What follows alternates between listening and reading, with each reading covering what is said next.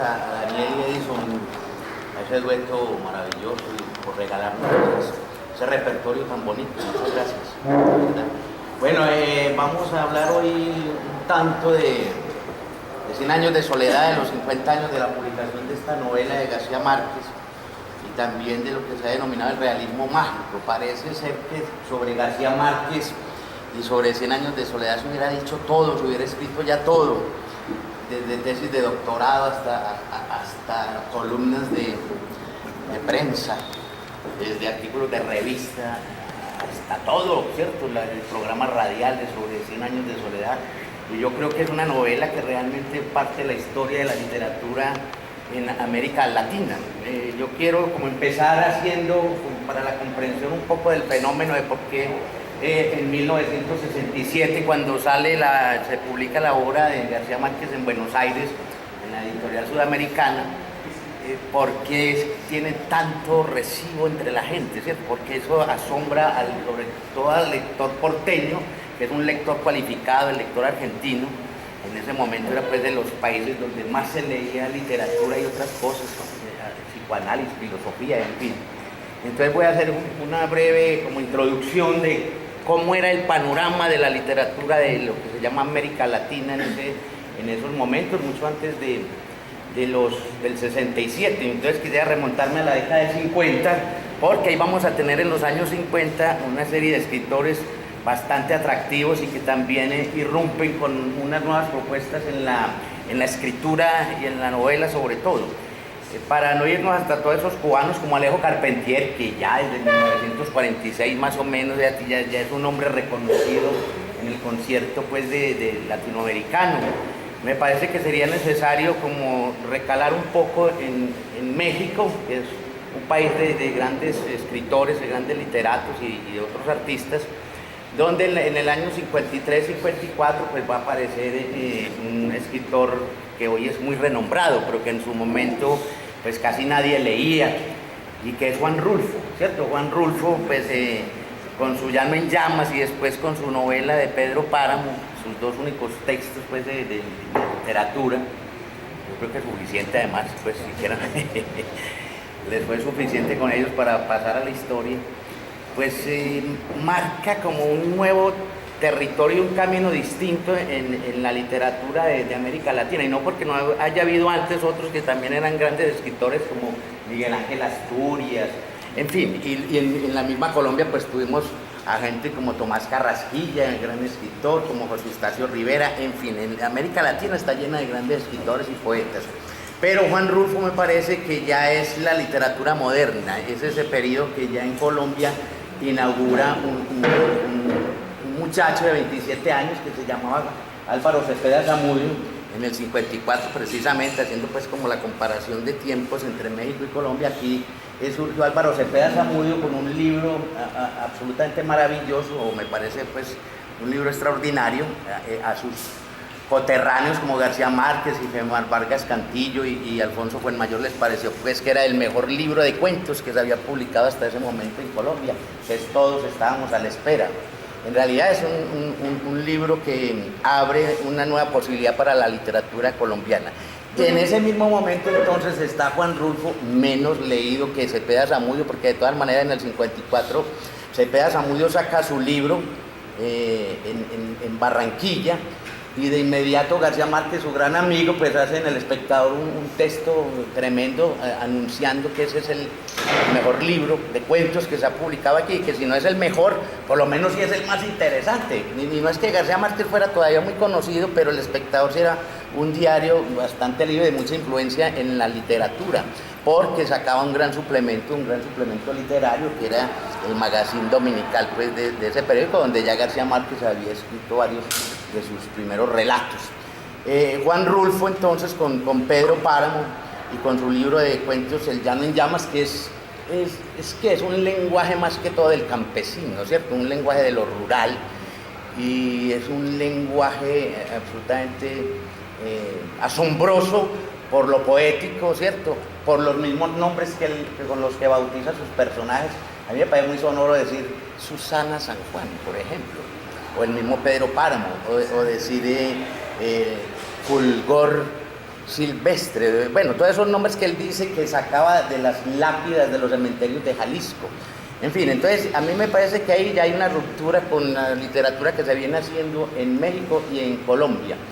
Fuera de eso, pues van a aparecer otros escritores ya muy importantes en los años 60 y que son escritores muy experimentales con la palabra. Por ejemplo, en México vamos a tener un escritor como Carlos Fuentes. A ver, Carlos Fuentes es un escritor que además es muy conocido porque es un gran ensayista, porque escribe en revistas norteamericanas y además escribe en inglés y en español. Es un gran ensayista y es un novelista pues muy querido en México, aunque es muy difícil de leer sus obras. Me pongo con un ejemplo, Artemio Cruz, La muerte de Artemio Cruz sale en 1962, es una obra pues complejísima que no solamente trata de la Revolución Mexicana, sino de otros aspectos pues de ese mundo de México. Para esos mismos tiempos va a aparecer en Argentina un escritor, pues ya hace rato está Ernesto Sábato, desde 1948, pues que pasa de la física a la literatura, pero va a aparecer un todavía joven Julio Cortázar, que también revoluciona la propuesta novelística con Rayuela, ¿cierto? Con Rayuela y después con una obra ilegible que es modelo 62, modelo para armar, que yo no sé quién se puede leer eso, pues es ilegible para mí, pero Rayuela sí es una obra que de todas maneras me parece que rompe también con unos moldes de la literatura hasta ese momento en América Latina. En Cuba, volviendo a Cuba, donde ya habíamos pasado con Alejo Carpentier, también por esos mismos años de los 60 aparecen dos o tres escritores también revolucionarios, no en el sentido político, sino en el sentido de la literatura, como Lezama Lima, con Paradiso. Va a aparecer Severo Sarduy, ¿cierto? Que es un escritor también complejísimo. Y más adelante, en el mismo año que aparece la novela de García Márquez, Cabrera Infante saca Tres tristes tigres. Y hay un muchachito, pues todavía es un muchachito que le llaman el niño precoz, el talento pues de la literatura de América Latina, que es Vargas Llosa, ¿cierto? Vargas Llosa ya para el año 62 ha ganado un premio de novela muy importante con La ciudad y los perros, ha publicado Los cachorros y es todo un fenómeno. Vargas Llosa, digamos que hay un poco de gente escribiendo antes de que salga una cosa medio publicitaria, pero también muy interesante en los años 60, que se va a llamar el boom de la literatura de América Latina. A ese boom van a contribuir también una serie de periodistas y de ensayistas y de escritores, como el chileno Luis Hars. Luis Hars, porque es importante que además de escribir novelas, aunque él escribía más él estudió toda la vida en Estados Unidos, pero es chileno y escribió más sus novelas en inglés, pero va a ser un libro de reportajes y ensayístico que se llama Los Nuestros. ¿Por qué es importante el libro Los Nuestros?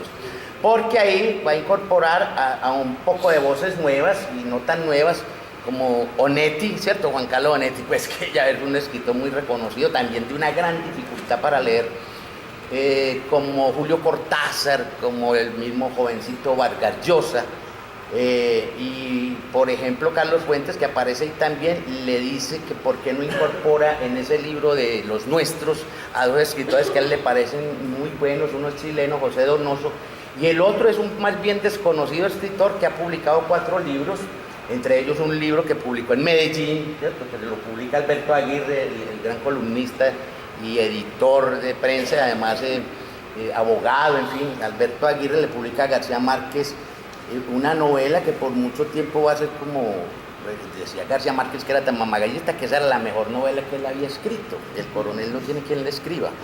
Que después se publica en México junto con Los funerales de la mamá grande y con La hojarasca, que es la primera obra pues, de gran aliento de García Márquez. Entonces lo incorporan en ese texto, el chileno lo incorpora ahí, y fuera de eso, además, García Márquez desde hacía mucho tiempo venía experimentando con Macondo en sus primeros relatos y en sus primeras obras.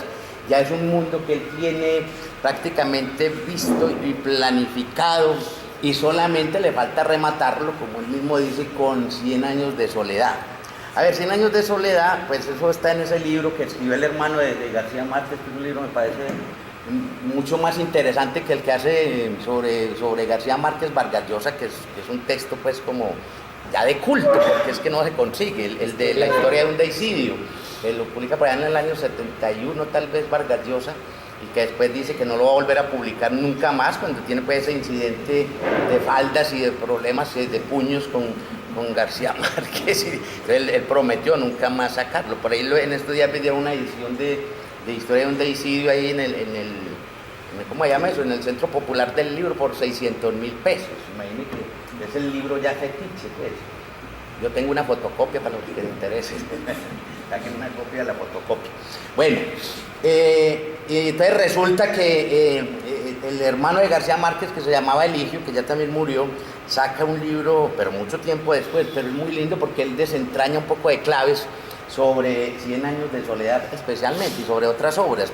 Y son las claves de Melquíades, así se llama el libro. Y entonces ahí se plantea que García Márquez ya llevaba 17 años planeando su gran novela, ¿cierto? Yo creo que eran más, 17 años planeando 100 años de soledad. O sea que era un texto que ya existía en la mente, en la imaginación, en el talento y sobre todo en la disciplina de un escritor costeño como García Márquez. Uno cree que es que los costeños son muy, ¿cierto?, muy rumberos y no tienen disciplina, y resulta que este señor ante todo era un hombre que si bien gozaba de un extraordinario talento, la disciplina era absolutamente militar, pues si pudiera decirse ese símil, esa metáfora más bien infortunada, porque es que los militares, bueno, no nos gustan mucho, a mí por lo menos no me gustan nada. Entonces ahí aparece en 1967 en un ambiente en Buenos Aires. Buenos Aires es una ciudad absolutamente cultural en ese momento, una ciudad tremenda donde todo el mundo lee, los kioscos son llenos de libros, de textos, de periódicos, de revistas, todo el mundo está frenéticamente leyendo en los parques, en el metro, etcétera, etcétera, en la universidad, en los colegios. Es un pueblo lector, llamémoslo así.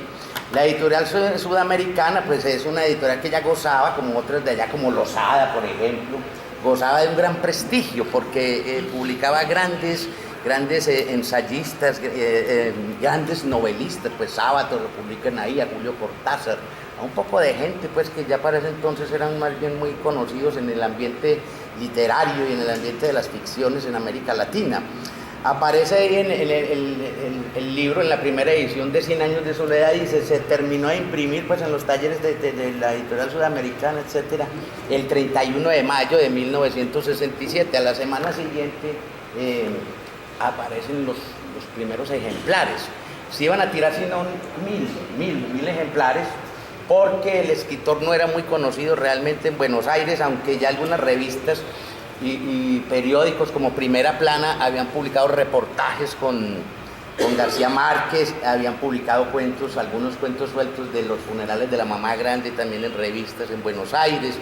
Y se conocía un poquito lo del coronel no tiene quien le escriba, pero García Márquez era pues el gran anónimo en medio de toda esa presencia tremenda de grandes escritores de América Latina que ya conocían allá, además de los de allá pues que ya todo el mundo sabe, de Borges, etcétera, etcétera, pues de los grandes escritores y poetas de ese país.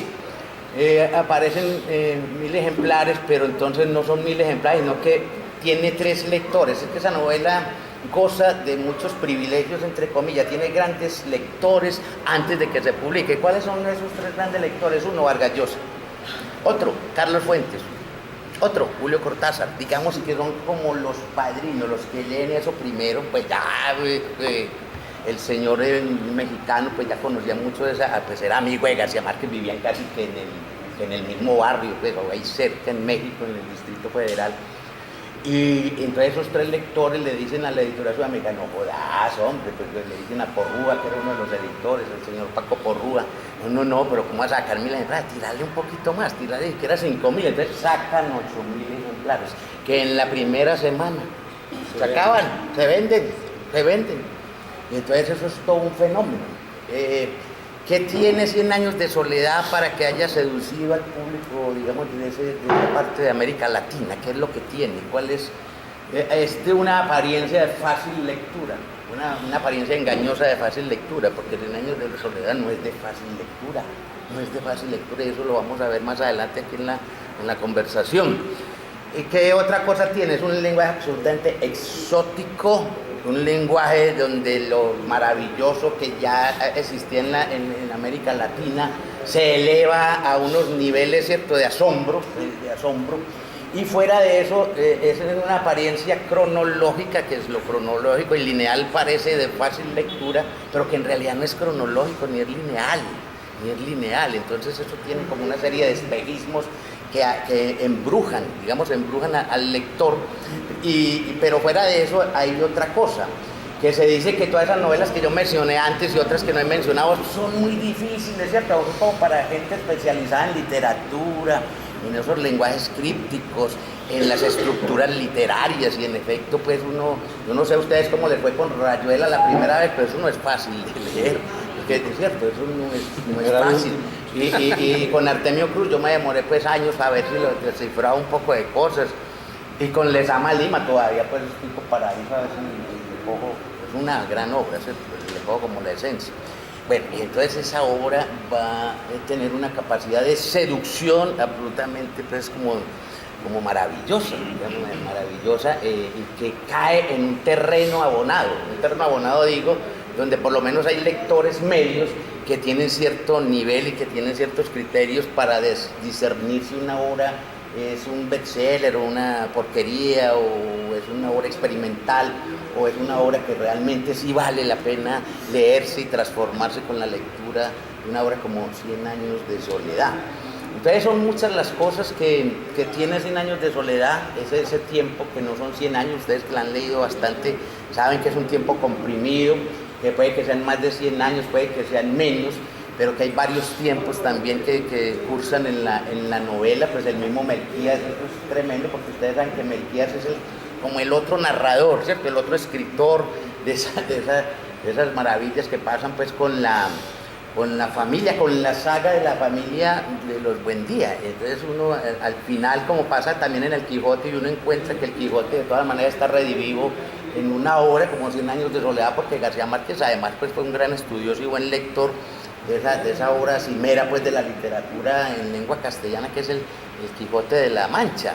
Recuerden que en el Quijote de la Mancha hay varios narradores, pero uno de esos narradores es un árabe, ¿cierto? Es un árabe, Siamete Benengeli, y en 100 años de soledad el otro narrador pues es un ser extraordinario, que es el que lleva a Macondo pues toda una serie de asuntos que no conocían esos primeros habitantes de esa aldea que se crea ahí, de gente que huye, sobre todo dirigidos por un Buendía que lo persigue un muerto. Miren que además, que ya es que eso es muy lindo, porque es que se van tejiendo un poco de cosas en la literatura de América Latina, sin duda pues, y ya había escrito García Márquez en pequeños ensayos y columnas sobre Pedro Páramo, ¿cierto? Y Pedro Páramo, recuerden que en Pedro Páramo todos están muertos, pues aquí García Márquez también tiene en evidencia pues que hay un poco de muertos en esta novela, pero el principal muerto y que es un fantasma permanente es Prudencio Aguilar, ¿cierto? Al que el señor, el primer Buendía pues mató ¿cómo fue? Con un lanzazo. Entonces, para irse de ese pueblo que es como en La Guajira y volarse del fantasma, pues se va a fundar con otros 25 seres un nuevo pueblo, y entonces nos empieza a narrar toda la cosa de la conquista, y elementos de la conquista española, están los galeones, están esos restos pues de un poco de cosas absolutamente maravillosas. Y ese principio de la novela, yo creo que es de los grandes principios, puede ser hasta el mejor principio, supera el principio del Quijote, supera el principio, por ejemplo, de una novela como La Metamorfosis de Kafka, que es de esos principios inolvidables, o como esas viejas epopeyas pues que de Homero, pues que son principios tremendos, o incluso el del Dante, ¿cierto? El del Dante, pues que es la cosa del camino de la vida, en la mitad del camino de la vida. Bueno, parece que el Dante tenía como 35 años cuando hace la gran comedia, la gran divina comedia, y muchos otros, pero el de García Márquez sí es un principio de esos que es absolutamente arrobador, pues eso hipnotiza, encandila, y yo no sé los suecos o los noruegos cuando leyeron ese primer apartado, o ese lead, como decimos los periodistas, ese encabezamiento, yo no sé el hielo para ellos qué signifique, ¿cierto? Pero es que el hielo en Macondo, ¿sí? Acuérdense que el hielo de Macondo es el gran invento, eso es una revolución absoluta. Y entonces para esa cosa de los gitanos, porque yo siempre me pregunté por qué pone a los gitanos ahí, no otro tipo de gente, eso también es, además un pueblo que ha sido, pues que tiene mucha historia de los gitanos, pero que han sido discriminados, perseguidos, acusados de ser más bien pícaros y ladrones, como los gitanos que venían aquí a Bello hace muchos años, pues con esas mujeres tan lindas que nos leían las manos por allá por el barrio del Manchester. Bueno, entonces ese principio, digamos, es un principio magistral como es toda la obra. Se demoró, después de 17 años de estarla planeando, pues cuenta el hermano de García Márquez, Eligio, que se demoró García Márquez tecleándola pues y la cosa en la maquinita ahí de escribir. Se demora un año escribiendo eso, pero claro, porque es que la tenía absolutamente desarrollada.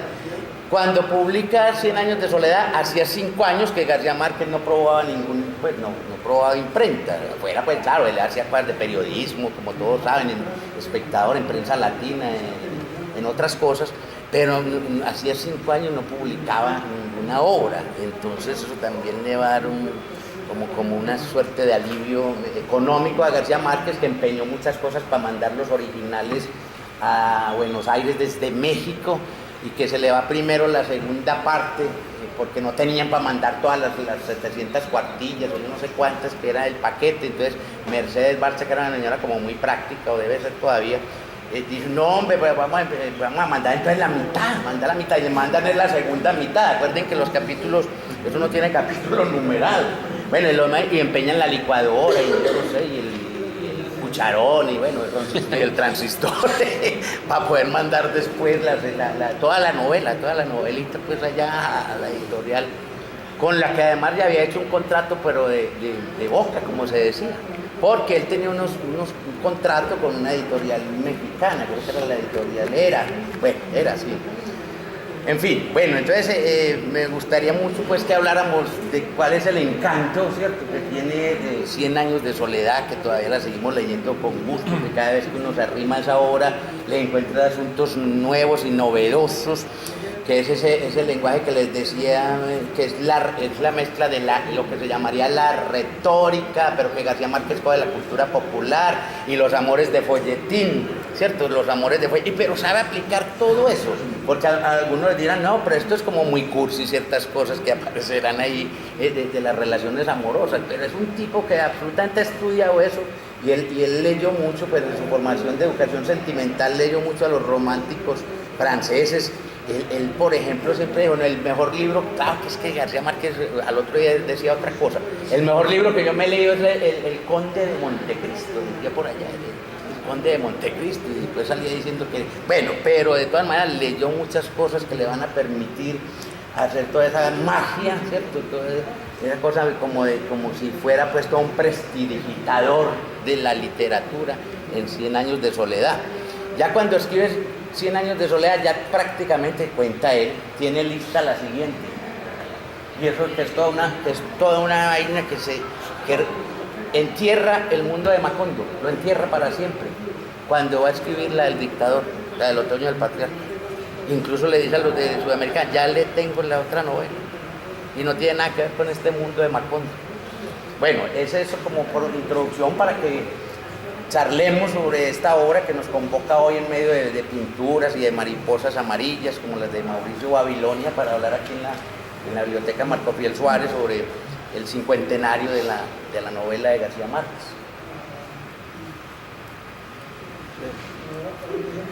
Vale. Bueno, frente a esa primera pregunta que hace Rey, ¿por qué nos maravilla o nos encanta o nos conmueve o nos asombra esa novela? Pues yo diría que hay que pensar mucho y tener un grado de fe suprema para aceptar cosas como un lunes eterno, ¿cierto?, o unos almendros que viven por los siglos de los siglos. o para aceptar que los muertos pueden hablar entre sí en cierta medida, o para aceptar que después de muerto un personaje puede volver y hablarle a un niño, aparecérsele en su cuartito de Melquiades, pues del mismo Melquiades, o para aceptar cosas como tantas se ven allí, que no es fácil de aceptar por el mero hecho de que son, desde el mundo de lo práctico y de lo fáctico, son pues absolutamente increíbles. Y más que increíbles, uno pudiera decir que son cosas que no puede aceptar un lector de la noche a la mañana o de buena fe por el mero hecho de estarla leyendo. Entonces, yo quisiera referirme a esa primera pregunta para decir por qué es posible que eso se dé y muchos fenómenos más que hacen parte de lo increíble, y por qué un lector puede aceptarlas con tranquilidad, con una suerte de fe, y aceptar que esas cosas como las que le acabo de mencionar y muchas más pueden ser tranquilamente posibles y pueden ser reales, entre comillas, ¿no? Entonces digamos que esa última palabra de real o realidad es casi que parte de lo que se juega aquí en 100 años de soledad, y que es necesario entonces crear una alianza primera